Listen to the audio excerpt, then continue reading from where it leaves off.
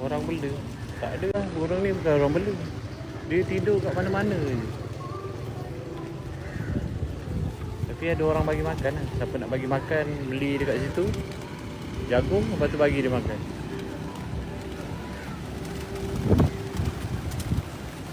Wah, meriah kali.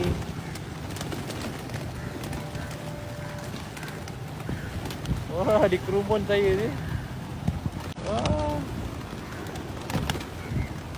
Jangan bagi oi, datang kena saman tu. Wah. Korang tengok ni ah, dekat kaki saya.